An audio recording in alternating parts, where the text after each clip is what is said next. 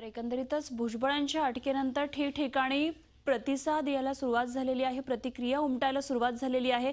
नाशिकमध्ये आमचे प्रतिनिधी मुकुल कुलकर्णी आपल्या बरोबर आहेत। काय एकंदरीतच आज नाशिकमध्ये घडू शकतं, काय तिथे आता वातावरण निर्मिती सुरुवात झाली आहे का, आपण त्यांच्याकडून जाणून घेणार आहोत।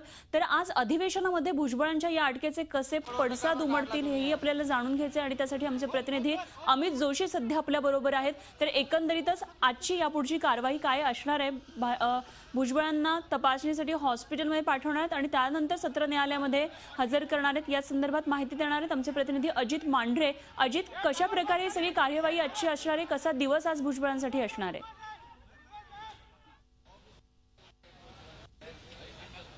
अनुपमा, रात्री छगन भुजबळांना या ईडीच्या ऑफिसमध्ये ठेवण्यात आलं होतं। साधारण 11 वाजता छगन भुजबळांना कोर्टामध्ये नेण्याकरता या ठिकाणून काढलं जाईल। त्याआधी सेंट जॉर्ज हॉस्पिटल जे आहे त्या ठिकाणी भुजबळांची मेडिकल केली जाईल। मेडिकल रिपोर्टमध्ये काही अहवाल जो असतो तो अहवाल जी ती एक प्रक्रिया असते तो अहवाल घेऊन भुजबळांना न्यायालयामध्ये हजर केलं जाईल। मुंबईचं सत्र न्यायालय जे आहे त्या सत्र न्यायालयामध्ये ईडीचं स्पेशल कोर्ट आहे, त्या स्पेशल कोर्टामध्ये छगन भुजबळांना हजर केलं जाईल आणि त्या ठिकाणी छगन भुजबळांवरती कोणते आरोप लावण्यात आलेले आहेत आणि कोणत्या अजून त्यांच्याकडून चौकशी करायची, नेमका कशा प्रकारचा घोटाळा झालेला आहे किंवा भुजबळांचा त्यामध्ये सहभाग काय आहे याबाबत रिमांड कॉपी तयार केली जाईल आणि रिमांड कॉपी ती न्यायालयाला सादर केली जाईल आणि आर्ग्युमेंट होतील सरकारी वकील आणि भुजबळांचे वकील यांच्यामध्ये आणि त्यानंतर न्यायालय त्यांचा जो निकाल येतो देतील। कोठडी मिळते का न्यायालयीन कोठडी मिळते हे आज साधारण 1-2 वाजेपर्यंत स्पष्ट होईल। पण रात्रीपासून जेव्हा भुजबळांना या ईडी कार्यालयात ठेवलंय त्यानंतर समता परिषद किंवा भुजबळांचे जे समर्थक आहेत ते मोठ्या संख्येने या ठिकाणी जमलेले आहेत। त्यामुळे पोलिसांनी इथे बंदोबस्त लावलेला आहे, रॅपिड ऍक्शन फोर्स देखील मागवलेली आहे, स्टेट त्या ठिकाणी आहेत। त्यामुळे कोणत्या अनुचित प्रकार घडू नये याकरता मुंबई पोलिसांनी मोठा बंदोबस्त लावलेला आहे।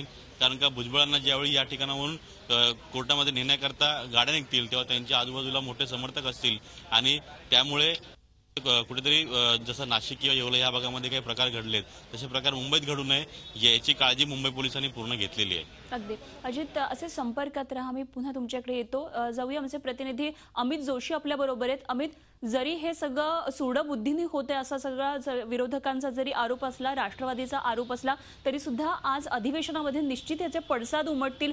काय नेमकं आज अधिवेशनामध्ये या संदर्भात होऊ शकतं?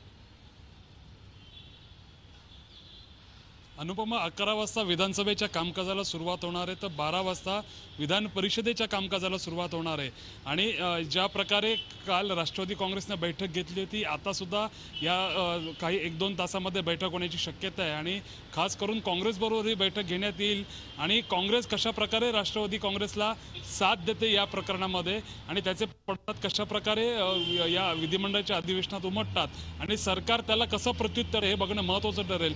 सगळ्यात महत्त्वाचा मुद्दा हा आहे की गेल्या आठवड्यात अधिवेशनाला सुरुवात झाली होती। कामकाजाच्या पहिल्या दिवशी काँग्रेसने दुष्काळाच्या मुद्द्यावर आंदोलन, विनोद तावडेंच्या मुद्द्यावर आंदोलन केलं होतं तर राष्ट्रवादी काँग्रेसने दुष्काळाचा मुद्दा लावून धरला होता। दोन्ही विरोधी पक्षांची वेगवेगळी आंदोलनं ही विधिमंडळाच्या पायऱ्यांवर अनुभवायला मिळाली आणि ती विधानसभेमध्ये सुद्धा अनुभवायला मिळाली।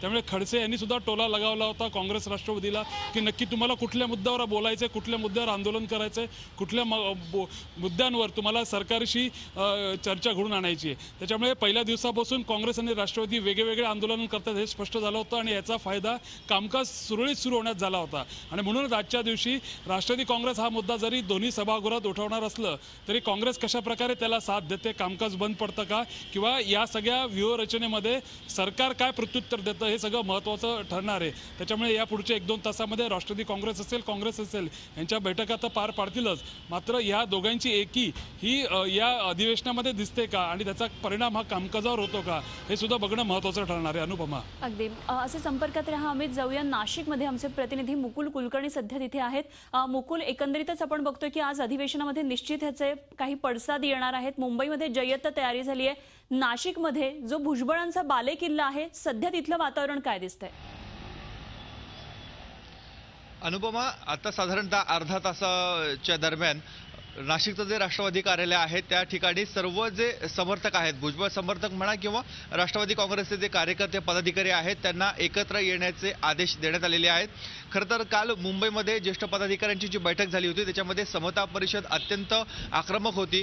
राज्यामध्ये ठिकठिकाणी आंदोलन करावं अशी समता परिषदेची मागणी होती. मात्र राष्ट्रवादी काँग्रेसचे जे ज्येष्ठ नेते आहेत त्यांनी सबुरीने घ्या, शांततेने घ्या असा सल्ला दिलेला होता.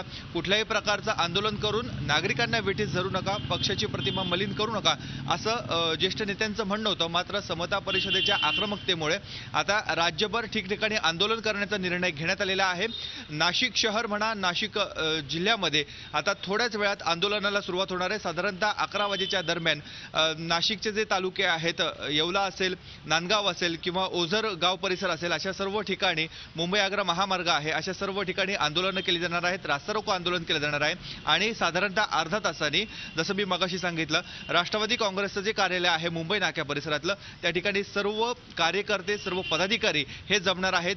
जे मुंबईमध्ये नाही आहेत ते सर्व इथे जमणार आहेत आणि एकंदरीतच आंदोलन अतिशय आक्रमकपणे समोर न्यायचं आणि सरकार सूडबुद्धीने काम करत आहे अशी एक मेसेज हा जनसामान्यांमध्ये पसरवायचा अशी भूमिका आता राष्ट्रवादी काँग्रेसची दिसून येते. अगदी एकंदरीतच छगन भुजबळांच्या या अटकेच्या कारवाईनंतर आजचा दिवस हा महाराष्ट्राच्या राजकारणासाठी सुद्धा अत्यंत महत्त्वाचा ठरणार आहे. तुमच्या तिघांचे धन्यवाद दिलेल्या सगळ्या सविस्तर माहितीविषयी आणि अपडेट्स आपल्याकडून जाणून घेत राहू. तुर्तास धन्यवाद. झी 24 तास रहा एक पाऊल पुढे.